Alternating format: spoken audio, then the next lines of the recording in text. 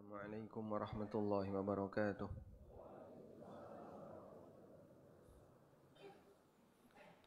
Alhamdulillah wassalatu wassalamu ala Rasulillah wa ala alihi wa sahbihi wa mawalah.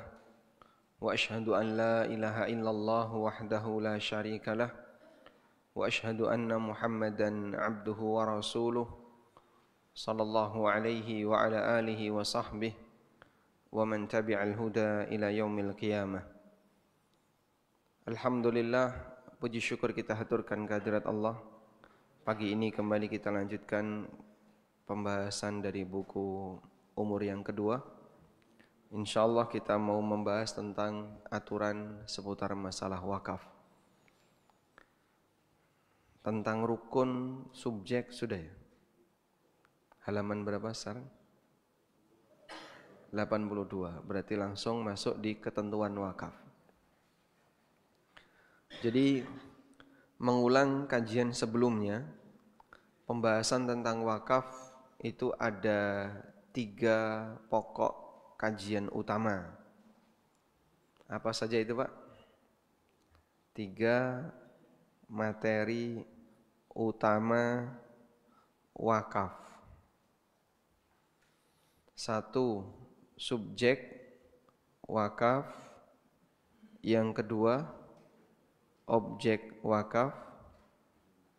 Yang ketiga, sigat wakaf. Baik, 3 ini ya. Nah, berikutnya kita mau membahas ketentuan wakaf. Ketentuan wakaf. Ketentuan wakaf berarti ketentuan 3 hal di atas. Ketentuan subjek, objek, dan sigot. Sekarang kita bahas yang pertama, ketentuan subjek wakaf. Subjek yang pertama adalah wakif, orang yang wakaf. Orang yang wakaf. Subjek wakaf ada berapa? Ada 3. Apa saja? Wakif, mauquf alaih, satu lagi nadhir wakaf. Wakif, mauquf alaih, nadhir wakaf. Subjek wakaf yang utama adalah wakif, lalu mauquf alaih, satu lagi nadhir. Orang yang wakaf namanya wakif. Mauquf alai,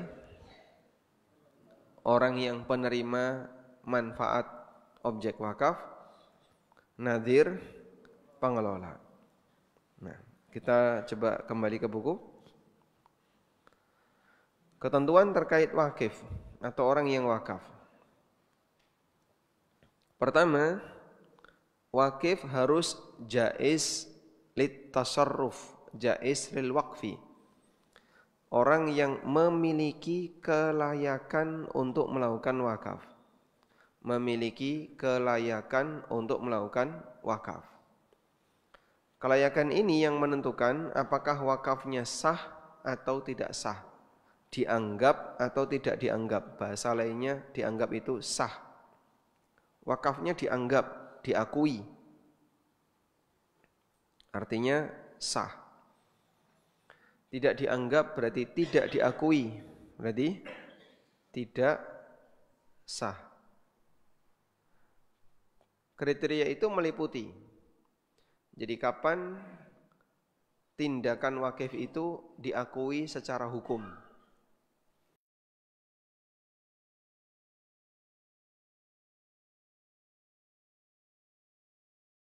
Pelakunya adalah orang yang berakal.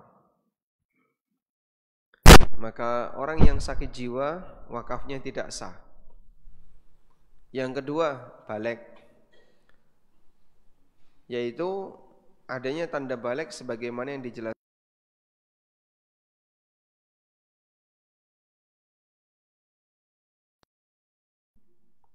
Yang ketiga, rasyid, kedewasaan dalam menggunakan harta. Bisa diulang? Berakal, baligh, rasyid. 3 ini adalah syarat sahnya transaksi. Baligh atau berakal, baligh, rasyid. Ini adalah 3 karakter yang ada pada diri manusia yang menjadi syarat sah transaksi yang dilakukan oleh orang tersebut. Baik, sekarang coba kita lihat tingkatan mental manusia. Ada berakal, ada tamyiz, ada baligh, ada rasyid.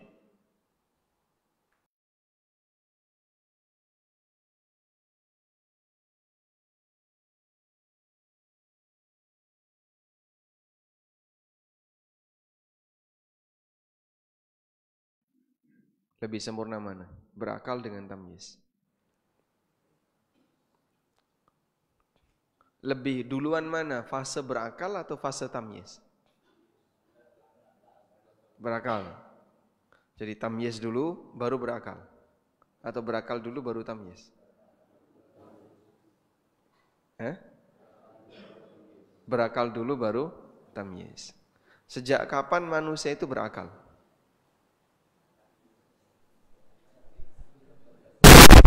Usia berapa? Kalau tamyiz usia berapa?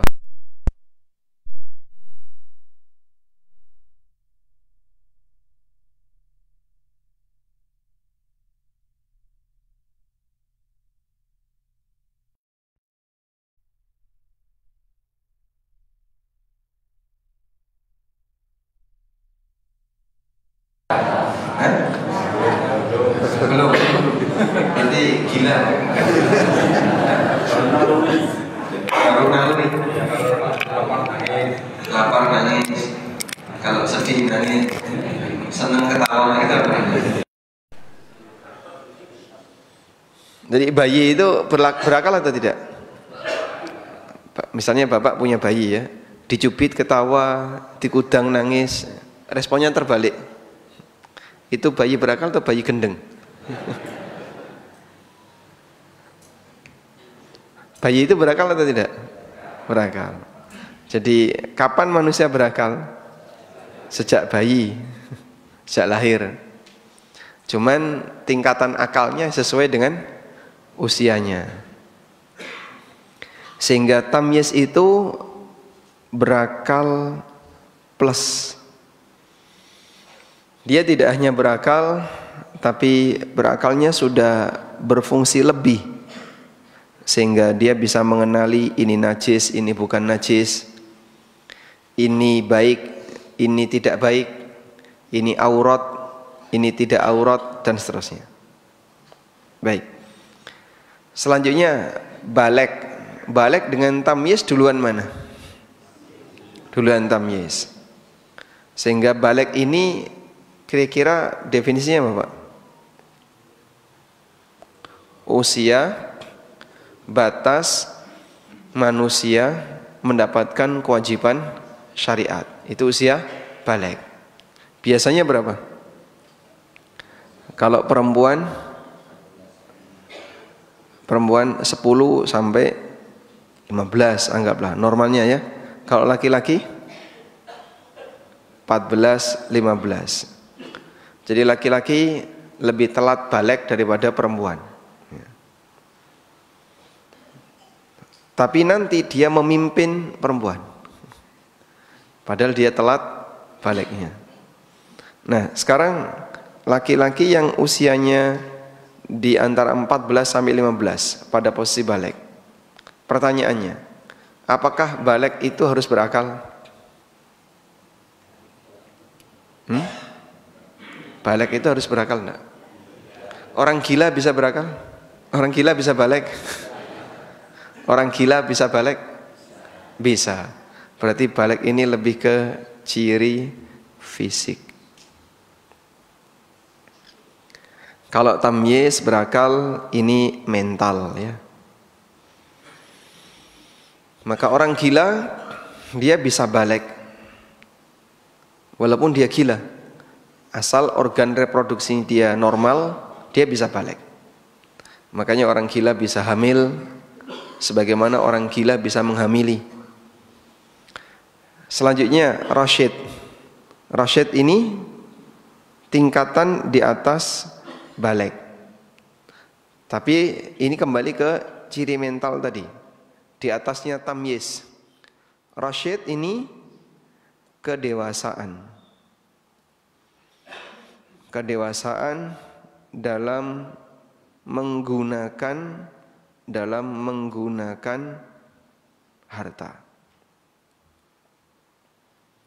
Sehingga sejauh mana dia bisa stabil ketika menggunakan harta, berarti itulah orang yang rasyid.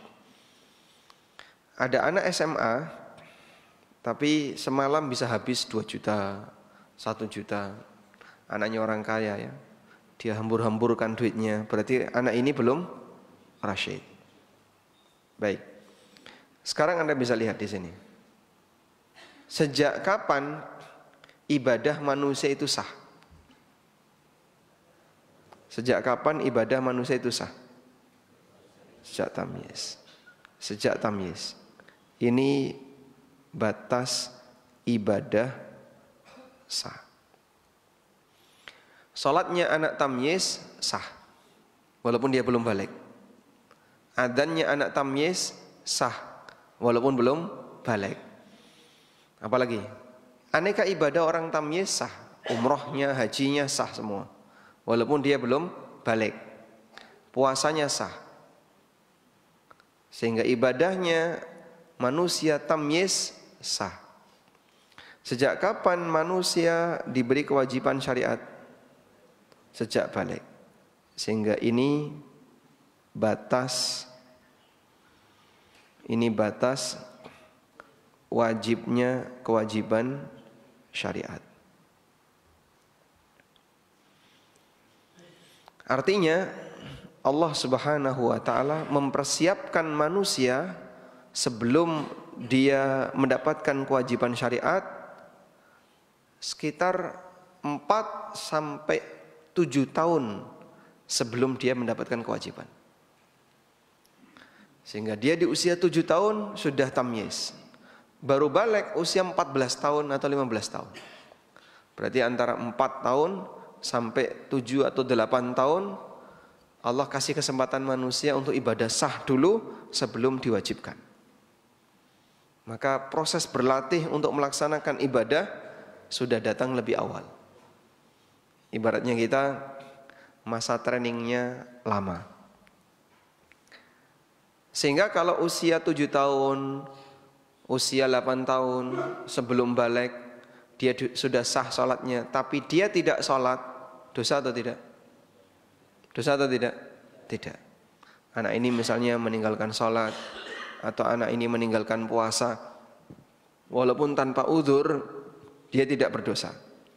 Tapi kalau sudah balik, dia meninggalkan sholat, dia tidak puasa, berdosa. Baik, demikianlah kasih sayang Allah Subhanahu wa taala kepada hambanya. Hamba ketika balik bukan berarti orang yang baru melek tentang ibadah. Dia sudah ngerti ibadah jauh sebelumnya. Bahkan sudah bertahun-tahun. Kalaupun misalnya balik dia 10 tahun, usia 7 tahun dia sudah tamyiz, dia punya waktu 3 tahun. Sementara rasyid ini batas keabsahan transaksi. Batas keabsahan transaksi. Sah transaksi. Dan ini lebih senior lagi. Sehingga urusan dunia untuk aktivitas manusia Allah taruh paling belakang.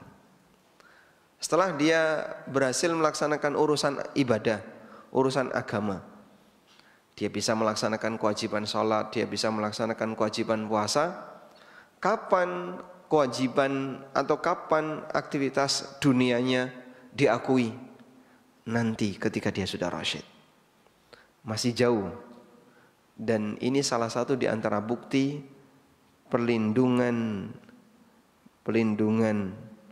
syariat terhadap apa? Terhadap harta manusia. Sehingga dengan adanya syarat rasyid, orang tidak bisa sembarangan bertransaksi terhadap hartanya. Karena yang sah itu jika yang bertransaksi sudah rasyid. Ada enggak anak balik tapi belum rasyid? Banyak. Misalnya SMP sudah balik ya. Perempuan kelas 5 SD. Masyaallah. Murid-murid di MIPS itu kelas 5. Ada yang kelas 4 sudah balik. Kelas 5 sudah balik. Perempuan kelas 5 SD sudah balik. Nah, karena sudah balik, terus dia kelas 5 SD jual beli tanah. Nah, boleh enggak? Belum boleh. Kenapa belum boleh?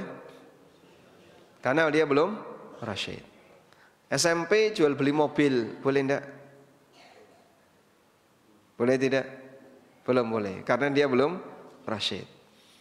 Sehingga Allah lindungi harta ini biar tidak kecacar di mana-mana dengan dikasih aturan bahwa kamu boleh bertransaksi ini jika kau sudah berusia sekian tahun. Jika kau sudah rasyid, kau sudah dewasa. Baik. Nah, tingkat rasyidnya seseorang itu beragam. Tingkat rasyid itu beragam.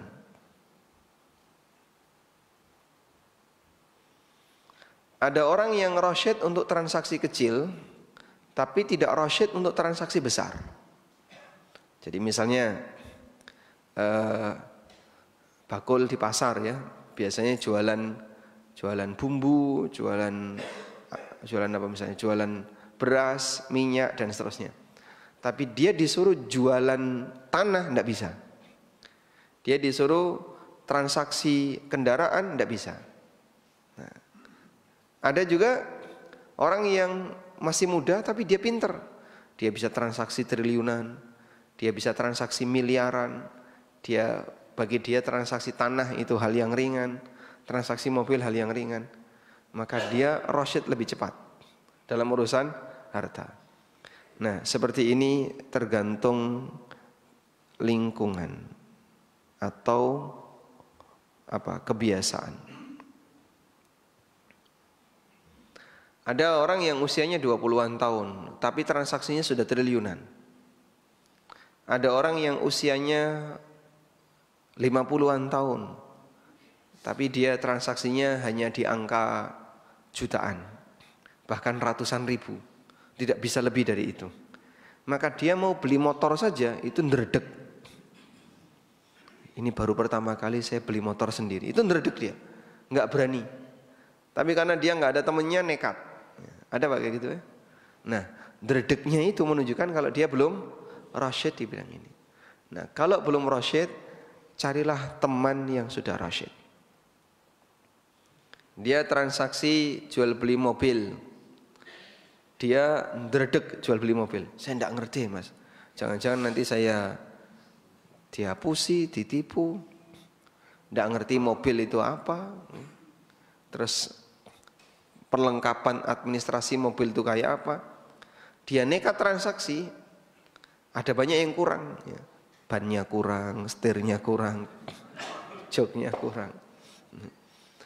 Dia misalnya nggak dikasih BPKB. Dia nggak ngerti kalau ada BPKB. Dia nggak ngerti tentang STNK sehingga pajak telat diterima-terima saja. Padahal telat sudah 10 tahun. Nah yang seperti itu butuh ditemani. Itulah posisi rasyid.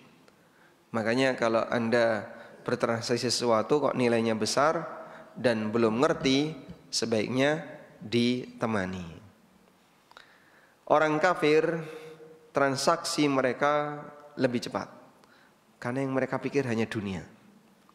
Sehingga bolehlah kita sebut misalnya beberapa orang yang berasal dari negara-negara kafir, itu mereka bisa bertransaksi dunia lebih cepat.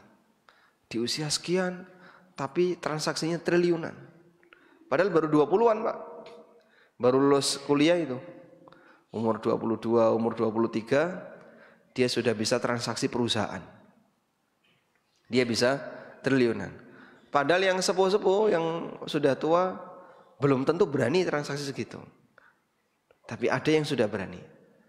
Maka rasyid dia dalam urusan dunia lebih cepat. Tapi kaum muslimin ketinggalan di situ enggak masalah. Yang penting ibadahnya sah lebih awal. Dan sebaliknya ada orang yang dia pinter urusan dunia, tapi giliran masalah ibadah nol. Sehingga kita penekanannya pendidikan dalam masalah menjalankan kewajiban kepada Allah dibuat lebih cepat. Anak kita tahu tentang bagaimana cara sholat yang benar, bagaimana cara bersuci yang benar, lebih cepat dibandingkan yang lain. Baik. Selanjutnya kita beralih ke yang kedua, al-ikhtiyar. Ikhtiyar artinya tidak dipaksa. Dia punya hak pilih, memiliki kebebasan dan tidak dipaksa. Karena itu kalau dipaksa hukumnya tidak sah. Semua akad jika dipaksa hukumnya tidak sah. Karena ikhtiar ini bertentangan dengan prinsip ridho. Bertentangan dengan prinsip ridho. Sementara transaksi itu Allah syaratkan harus antaradin, saling ridho. Al-hurriyah, kemerdekaan. Artinya wakaf yang dilakukan oleh budak hukumnya tidak sah. Wakaf dari budak hukumnya tidak sah. Berikutnya nomor 4, wakaf harus pemilik objek wakaf. Karena wakaf untuk objek yang bukan miliknya tidak sah. Aku wakafkan tanah ini, punya siapa itu? Punya Simbah. Mbahmu? Ya itu masih ada. Duh, tapi kan nanti calon warisan saya. Kata siapa? Siapa yang jamin mbahmu mati lebih dulu daripada kamu? Baik. Ini 4 syarat wakif. Berikutnya kita beralih ke ketentuan penerima manfaat wakaf, mauquf alaih. Untuk ketentuan mauquf alaih lebih longgar dibandingkan ketentuan wakif. Karena posisi penerima tidak mengeluarkan harta, namun hanya menerima. Hanya saja ada beberapa batasan yang perlu diperhatikan. Di antaranya, 1. Penerima wakaf memungkinkan untuk mendapatkan manfaat dari objek wakaf. Nah, yang bisa mendapatkan manfaat dari objek wakaf adalah orang yang masih hidup. Wakaflah, misalnya, saya wakaf untuk fulan. Wakaf toko untuk fulan. Nah, fulannya sudah meninggal. Berarti sah enggak wakafnya? Enggak berlaku. Kecuali wakaf lahan pemakaman, penerimanya adalah orang yang sudah mati. Baik, lanjut. Yang kedua, tidak digunakan untuk maksiat, sehingga tidak boleh wakaf untuk tempat judi, tempat zina, atau ibadah non-muslim. Ya.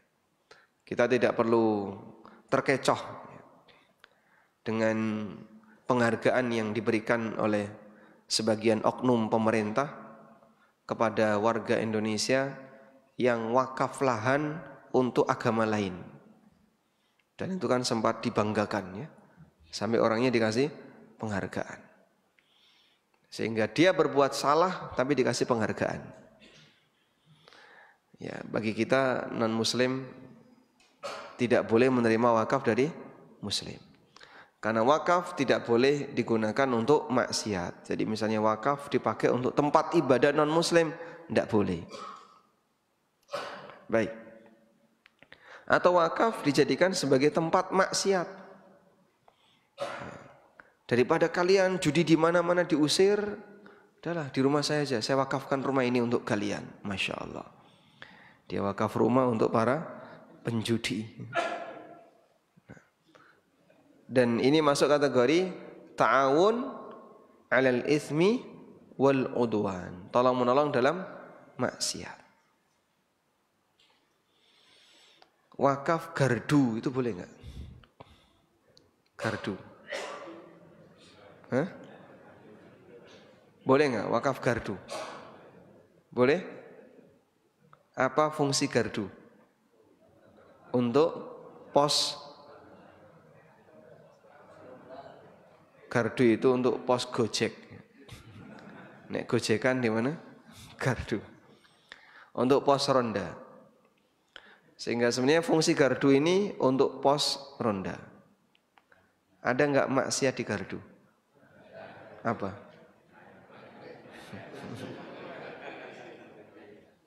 Maksiat di gardu adalah ghibah.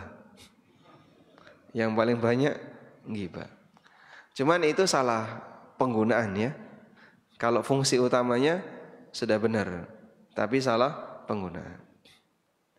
Baik. Sehingga ada orang yang misalnya bangun gardu semangat ya, nyumbang. Tapi giliran bangun masjid dia malas. Saya punya teman ya. Beliau cerita tentang tetangganya. Ada tetangga saya seorang dosen muslim ya. Tapi enggak senang masjid. Sehingga dia enggak pernah sholat di masjid. Jumatan saja enggak kelihatan, tapi mungkin dia pas lagi di kantor kalau Jumatan. Nah, giliran gardu jadi, ada gardu baru saja dibangun jadi, dia memberi sambutan di situ. Dan dia bilang ini adalah nikmat Tuhan yang harus kita jaga. Maka sering-seringlah datang ke gardu untuk memakmurkan gardu. Subhanallah. Ini ada orang yang hatinya pindah ya. Padahal dia seorang muslim. Selanjutnya, tidak disyariatkan untuk memberi manfaat kepada wakif. Tidak disyaratkan untuk memberi manfaat kepada wakif. Misalnya, penerima harus memberi bagi hasil untuk wakif, atau penerima manfaat wakaf harus mengganti dengan objek lain untuk wakif. Nah, kalau syarat yang ketiga ini nanti jadinya jual beli. Saya wakafkan tanah ini untuk takmir Masjid Al-Furqan, tapi dengan syarat digantikan tanah yang lain. Nah, namanya apa? Tukar guling. Itu dudu wakaf Pak, kayak gitu. Jualan tanah, tapi dibayar pakai tanah yang lain. Boleh enggak kayak gitu? Boleh, tapi bukan wakaf. Nanti jatuhnya jual beli. Baik. Walhamdulillah. Di Madinah itu ada wakaf rumah khusus tulab, khusus pelajar. Sehingga kalau bukan pelajar enggak boleh. Karena dikhususkan pelajar. Ada wakaf khusus penghafal Quran. Kalau dia bukan penghafal Quran, enggak boleh tinggal di situ. Karena dia bukan penghafal Quran. Nah, seperti itulah yang dimaksud bahwa dia boleh wakaf kepada orang tertentu. Sekarang kita beralih ke ketentuan objek wakaf. Ketentuan objek wakaf. Nanti yang nadir ada sendiri ya. Di sini kita baru bahas subjek 2. Pertama wakif, yang kedua mauquf alaih. Ketentuan untuk nadir mana Pak? Belum kita singgung. Kita beralih ke ketentuan objek wakaf. Ketentuan yang pertama, objek wakaf harus halal manfaat. Barang haram tidak sah diwakafkan. Contohnya, alat musik. Cara sederhana untuk bisa mengukur ini barang halal atau haram, sehingga boleh diwakafkan atau tidak, Bapak tempelkan dengan masjid. Pak Takmir, saya mau wakaf untuk Masjid Al-Furqan. Wakaf nama Pak? Berhala. Masya Allah. Kira-kira kalau berhala wakaf di masjid ditaruh mana? Hah? Di rumah saya itu ada berhala besar. Mahal itu dulu belinya. Sekian puluh juta. Nah, mau saya wakafkan daripada nggak kepake. Kira-kira diwakafkan di mana? Berhala itu diwakafkan kemana kira-kira? Ya? Kalau wakaf di masjid bisa nggak? Nggak bisa. Taruh di depan itu. Patung Gupolo. Subhanallah. Ada nggak pintu gerbang masjid dipasangi patung Gupolo? Ada? Cari di masjid mana Pak? Ada Pak? Tidak ada Pak. Sebab itu identik dengan tempat ibadah non-muslim. Makanya aneh kalau ada orang yang bikin rumah dikasih patung Gupolo. Iki fungsinya apa toh Mas? Jogo Mas. Jogo dari apa? Dari maling. Nek ono maling urip iki Mas. Nek patung Gupolo urip kaya apa dadine? Baik.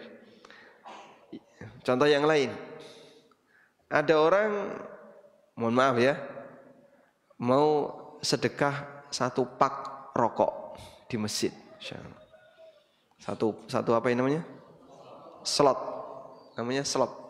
1 slop rokok. Pak, saya mau sedekah 1 slop rokok. Dijejer ya. Mushaf, slop rokok. Kotak Ewan podo to niku, Pak. Kira-kira gimana Pak kesannya, Pak? Wah, enggak sopan, Mas. Enggak sopan. Jadi walaupun orang itu perokok, dia enggak berani ngerokok di dalam masjid. Karena dia tahu tidak sopan ngerokok di dalam masjid. Tapi di toilet sopan. Ngerokok di toilet biasa enggak? Biasa. Dan hanya satu benda ini yang ketika dikonsumsi di masjid orang merasa takut menjaga wibawa masjid, tapi ketika dikonsumsi di toilet dia bisa menikmati. Padahal dia kalau disuruh makan mie ayam di dalam toilet enggak doyan. Kok podo karo sing ngisor. Subhanallah. Kita juga enggak tahu. Dan sebenarnya secara realita ini menjadi salah satu bukti. Silahkan Anda yang berakal berpikir kira-kira benda seperti ini hukumnya apa gitu. Yang ditempelkan dengan tempat najis dan kotor cocok, tapi ketika berada di tempat yang mulia seperti ini nggak cocok. Makan soto dalam masjid boleh nggak? Boleh. Makan soto dalam masjid? Boleh? Kok nggak pernah makan soto di dalam masjid? Gimana Pak? Oh, di Serambi. Nah itu maksudnya adalah pertanyaan. Kita lanjutkan. Yang kedua, objek wakaf harus bernilai. Objek yang tidak memiliki nilai tidak bisa diwakafkan. Misalnya akik, wakaf akik boleh enggak? Enggak ada nilainya. Pak, saya mau wakaf apa? Godong gedang. Ya kalau terlalu murah seperti ini tidak bisa diwakafkan. Dulu akik mahal. Dulu ya, ketika virus akik masih kuat. Sehingga tahu rumus harga akik. Rumus harga akik tahu Pak? Masya Allah. Katanya gini ya, harga akik sama dengan saldo pembeli, gini kan, dibagi IQ. Nah gini. Jadi kalau faktor pembaginya besar itu harganya murah. Tapi kalau faktor pembaginya kecil harganya mahal, katanya seperti itu. Betul Pak? Lanjut ya. Nah karena sudah hilang nilai maka nggak bisa diwakafkan. Kalau dulu masih mahal mungkin bisa mahal sehingga bisa dijual. Sekarang wakaf akik buat apa? Yang ketiga, Objek wakaf harus memiliki nilai ketahanan, punya nilai ketahanan. Artinya objek wakaf tidak boleh habis fisiknya ketika dipakai. Sehingga nggak boleh wakaf nasi gitu. Nasi dimakan habis, maka nasi tidak bisa jadi objek wakaf. Air bisa nggak jadi objek wakaf? Nggak bisa. Kenapa? Habis pakai. Apalagi wakaf listrik. Ini untuk biaya listrik. Itu wakaf bukan? Bukan. Jadi ada sedekah biasa, tapi statusnya bukan wakaf. Yang bernilai wakaf apabila dia bertahan. Objek yang habis ketika digunakan seperti bahan makanan, air, dan semacamnya tidak bisa diwakafkan, walaupun statusnya sah sebagai sedekah. Ulama berbeda pendapat terkait wakaf objek yang pemanfaatannya habis pakai seperti air, minyak, bahan makanan, dan seterusnya. Sebagian ulama membolehkan disebut wakaf, seperti Syekhul Islam.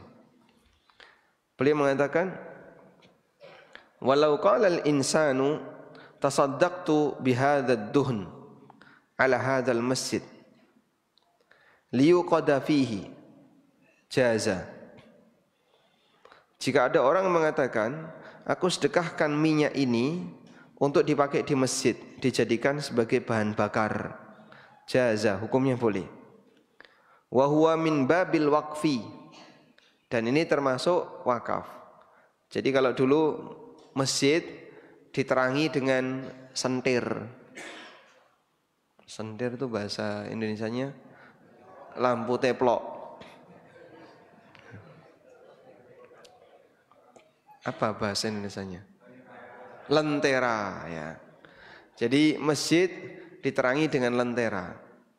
Nah, bahan bakarnya lentera itu minyak zaitun atau minyak goreng ya. Ada orang yang nyumbang minyak zaitun untuk bahan bakar lentera. Hukumnya boleh, dan kata beliau wa huwa min babil waqfi, dan ini termasuk wakaf. Wa tasmiyatuhu waqfan bimakna annahu waqafa ala tilkal jihah la yantafi'u bihi fi ghairiha la ta'bahu al-lughah. Dan ini boleh termasuk wakaf. Disebut sebagai wakaf artinya dia wakafkan untuk kegiatan tersebut, sehingga dia tidak dimanfaatkan untuk selainnya. Dan ini tidak ditolak dari sisi makna bahasa. Wa huwa jaizun fi syar'i, hukumnya boleh secara syariat. Kita ulang di sini ya. Jadi sedekah beras misalnya. Sedekah beras. Sedekah beras hukumnya sah. Kalau sahnya sah. Namun pertanyaannya, apakah bisa disebut wakaf? Apakah bisa disebut wakaf? Dalam hal ini ulama beda pendapat. Syekhul Islam menyebutnya sebagai wakaf. Ini bisa disebut wakaf dalam arti secara bahasa diterima. Kalau praktek ini disebut wakaf. Nah, jadi di sini khilafnya hanya di sini. Hanya masalah bisakah disebut wakaf? Ada beda pendapat.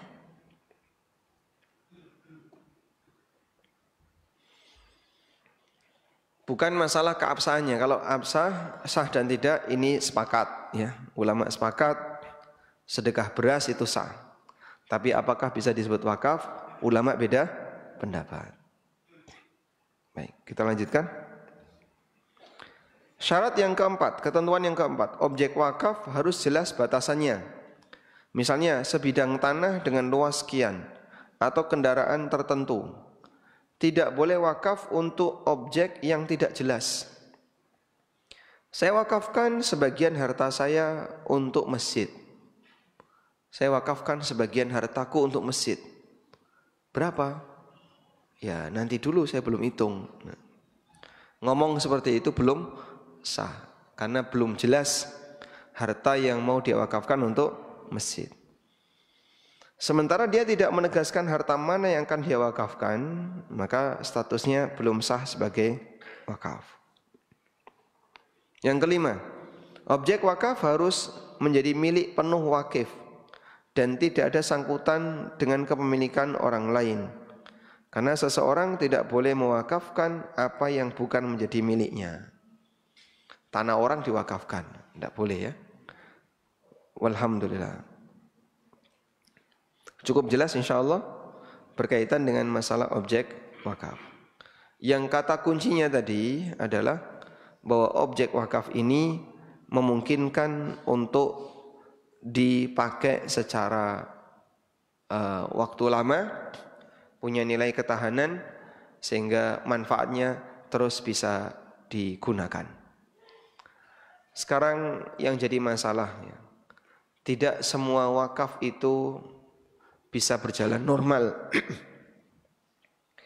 Sehingga ada orang yang wakaf tapi masyarakatnya tidak setuju. Nah itu kira-kira gimana enaknya? Misalnya ada sebuah wilayah yang masjidnya belum ada. Lalu si A beli tanah di situ dan mau dibangun masjid. Ditolak warga. Nah, pertanyaannya, yang salah siapa? A atau warga? Yang salah A atau warga? Berat untuk jawab ya. Berarti kira-kira yang benar gimana? Kalau mau wakaf perhitungkan dulu ya. Kalau mau wakaf perhitungkan dulu. Perhitungkan apa? Nilai kemungkinannya. Kalau sekiranya tidak memungkinkan, maka sebaiknya jangan nekat. Ya, tapi kan di sini belum ada masjid. Saya pengen ada masjid di sini. Saya pengen ada tempat ibadah di sini. Di beberapa sepanjang jalan tertentu itu enggak ada masjid, Pak. Sehingga orang kalau misalnya dia safar atau apa, cari di Google Map masjid, jauh semua itu. Ini saya mau belok dikit, belok kanan, belok kiri untuk dapat masjid, enggak ketemu. Sehingga kalau mepet waktunya, misalnya mepet mau Jumatan, mepet mau apa misalnya, enggak ketemu dia, enggak ketemu masjid. Nah itu barangkali butuh solusi untuk disediakan masjid. Taib. Cuman masalahnya tidak semua orang, tidak semua masyarakat mereka teredukasi untuk mau menerima keberadaan masjid. Kadang mohon maaf ya, termasuk di antara yang menghalangi adalah beberapa tahapan perizinan ini. Izin ini panjang sekali. Nah, salah satunya ini menghalangi. Itu bisa gagal itu. Maka siapapun yang menjadi penghalang ini, mungkin nanti dia akan berhadapan dengan wakif di akhirat. Dia akan berhadapan dengan orang yang wakaf di akhirat. Sehingga kenapa kau halangi dia untuk bangun masjid? Kenapa kau halangi dia untuk bangun madrasah?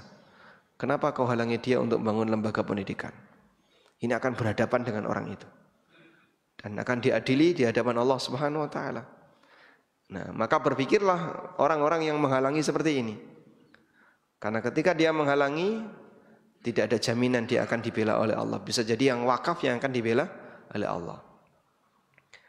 Maka tidak semua kegiatan fi sabilillah bisa berjalan lancar.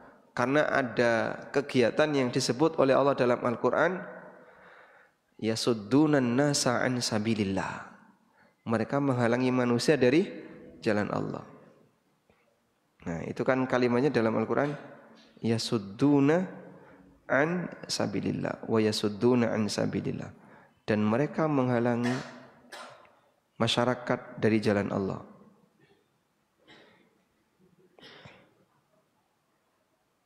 Kok enggak ada? Ya.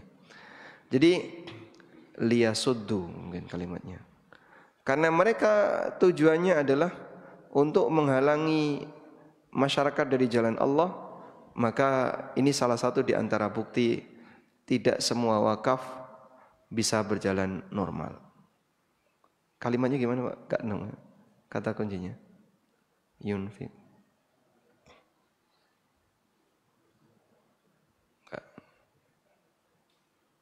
Sebentar.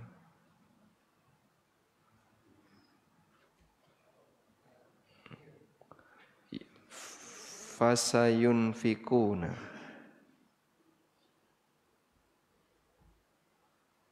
Contohnya ini di surat Al-Anfal. Subhanallah, la ilaha illallah.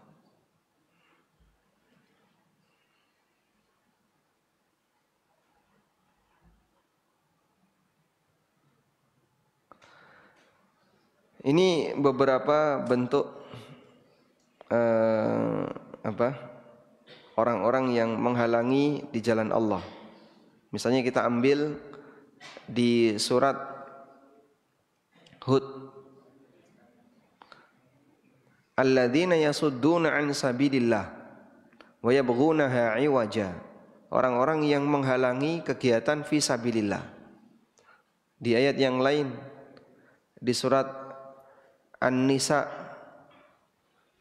wa idza qila lahum ta'alu ila ma anzalallahu wa ila ar-rasuli ra'aital munafiqina yasudduna 'anka sududa. Kau melihat orang-orang munafik menghalangi darimu.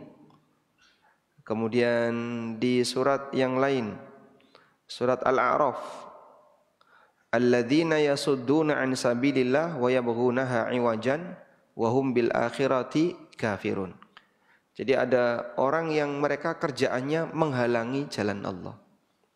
Nah, maka dikhawatirkan bagi mereka yang menolak kegiatan wakaf tadi masuk dalam kategori menghalangi an sabilillah. Kita lanjutkan. Berikutnya adalah ketentuan untuk sighat wakaf. Sighat wakaf adalah pernyataan yang menunjukkan keinginan seseorang untuk melakukan wakaf. Pernyataan yang menunjukkan keinginan seseorang untuk melakukan wakaf. Sighat wakaf ada dua. Pertama, ada sighat sharih. Yang kedua, ada sighat kinayah. Sighat sharih yaitu pernyataan wakaf yang disampaikan dengan tegas dan terang-terangan sehingga tidak memiliki makna lain selain wakaf. Tidak memiliki makna lain selain wakaf. Itu namanya sighat sharih. Misalnya orang mengatakan, saya wakafkan tanah saya di daerah Minomartani, Ngaglik, Sleman, Yogyakarta. Pernyataan wakaf yang tegas bernilai sah sebagai wakaf tanpa harus melihat indikator yang lain seperti niat dari orang yang menyampaikan. Niatnya apa dia? Ya kita tidak tahu, itu urusan dia. Tapi kalau dia dengan tegas menyatakan seperti itu, berikrar wakaf, maka sah sebagai wakaf. Nah, di sini ada dua legal. Legal syariat itu adalah pernyataan lisan. Pernyataan lisan. Kalau sudah dinyatakan secara lisan, maka jadinya legal secara syar'i. Yang kedua, legal secara negara. Nah, kalau legal secara negara harus dinyatakan melalui ikrar wakaf di PPAIW, pejabat pembuat akta ikrar wakaf. Siapa ini? KUA. Maka kalau mau wakaf dan wakafnya sudah yakin untuk menjaga agar objek ini tidak pindah kepada milik ahli waris, maka bisa didaftarkan di KUA. Saya mau wakaf ini. Nanti KUA akan menyediakan belangko ikrar wakaf, ditulis, dibacakan, oleh yang bersangkutan, sah, legal. Nah, ini bisa menjadi alat lampiran untuk mengubah status tanah jadi SHM ke HGB. Nah, nanti sudah tidak bisa lagi diwariskan. Ada banyak kasus wakafnya kakek dijual sama cucu karena cucu minta hak waris. Dan seperti ini berarti membatalkan wakaf. Itu resiko kalau tidak didaftarkan di KUA. Tapi kalau sudah didaftarkan, kemudian diajukan ke BPN, maka nanti sah sebagai wakaf dan tidak bisa dibatalkan oleh anak maupun cucu. Nah, ada sebuah musola, Pak, ya. Musola yang mau dijual oleh anaknya yang wakaf. Alasannya cuma satu. Saya butuh beli motor. Nah, sampai mau jual musola. Akhirnya jamaahnya urunan. Ini daripada nanti musolanya dijual, kita urunan untuk membelikan motor anak ini. Jamaahnya urunan, belikan motor untuk anak ini. Sudah, begitu dia sudah dapat motor yang dia inginkan, selesai. Karena musolanya belum diwakafkan seperti ini. Nah, yang jadi kendala besar adalah kalau tanahnya belum pecah. Nah, satu tanah ini wakafnya di sini. Nah, nyenil ning ini. Ini musola. Yang ini tanah pribadi. Sementara ini satu sertifikat. Gimana ini, Pak? Kan pecah dulu kan. Pecah sertifikat dulu baru bisa diwakafkan. Dan ngurus seperti ini di tempat kita lama dan mahal. Makanya kadang capek duluan untuk hanya pecah sertifikat. Baik, mungkin lanjutannya insya Allah kita bahas di pertemuan berikutnya. Nanti kita akan ulangi kembali berkaitan dengan ketentuan sigot wakaf. Wassallallahu ala nabiyyina Muhammadin wa ala alihi wa sahbihi wasallam. Mohon izin. Masya Allah. Diizinkan. Silakan. Sambil menunggu mikrofon berjalan.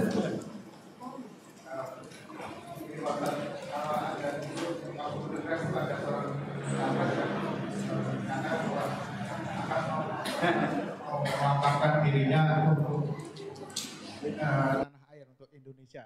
Itu akan mewakafkan dirinya untuk tanah air. Untuk Indonesia. Itu secara syariah itu sah atau tidak, Pak Ustadz? Terima kasih. Ada calon wakil. Apakah sah wakaf manusia? Ya? Sah enggak wakaf manusia? Hah? Apakah sah wakaf manusia? Baik.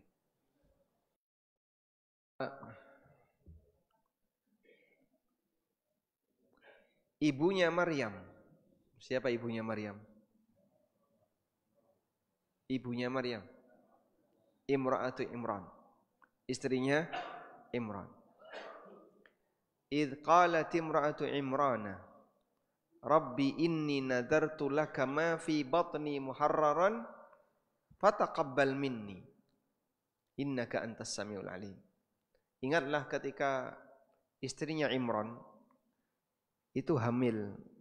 Saat istrinya Imran itu hamil, beliau mewakafkan anaknya. Nah, kalimatnya gini. Idh qalat imra'atu Imrana, ingatlah ketika istrinya Imran. Namanya siapa istrinya Imran? Hannah.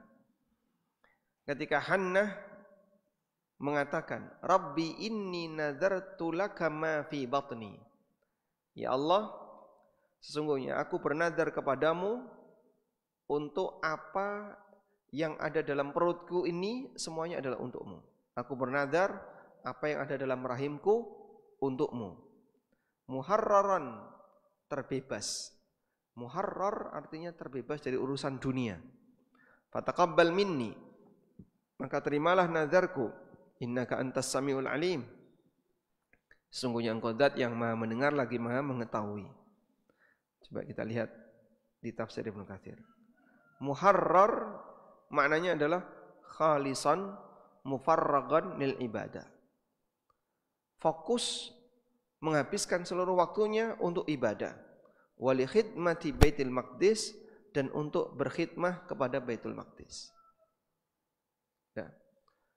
Dan kemudian diterima oleh Allah. Fataqabbalaha rabbuha biqabulin hasanin wa ambataha nabatan hasanan wa kaffalaha Zakaria. Allah menerimanya biqabulin hasanin, dengan penerimaan yang baik.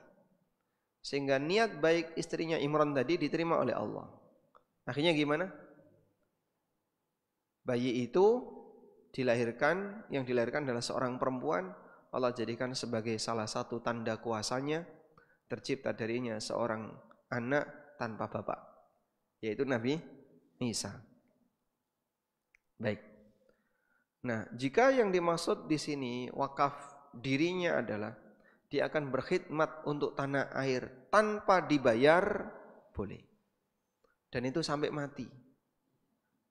Maka kalau sampai dia ngomong seperti itu, saya akan wakafkan diri saya untuk negara, maka dia harus kerja untuk negara tanpa dibayar sampai mati. Pakai syarat enggak dia? Tidak. Kalau enggak pakai syarat, berarti jadi enggak jadi harus kerja untuk negara. Kalau pakai syarat, jika aku terpilih, maka aku wakafkan diriku untuk negara. Itu pakai syarat ya. Berarti kalau enggak dipilih, enggak terpilih, enggak jadi. Tapi kalau terpilih, maka beliau harus bekerja untuk negara tanpa digaji. Benar enggak pakai gitu? Enggak tahu. Kalau memungkinkannya bisa. Dia bisa bekerja untuk negara tanpa digaji. Wallahu a'lam.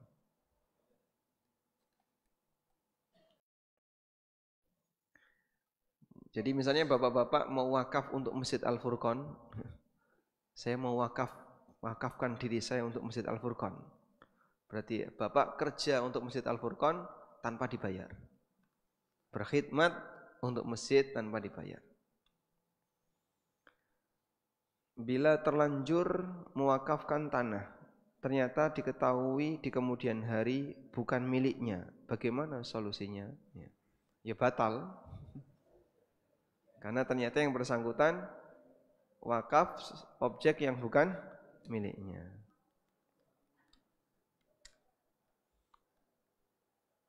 Assalamualaikum. Waalaikumsalam.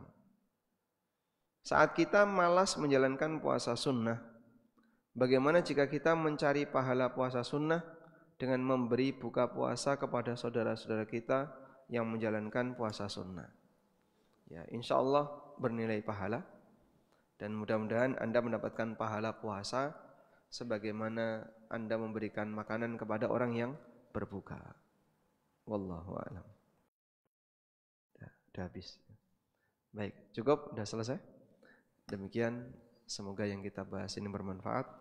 Allahumma anfa'na bima 'allamtana wa 'allimna ma yanfa'una warzuqna ilma. Wa sallallahu ala nabiyyina Muhammadin wa ala alihi wa sahbihi wa sallam.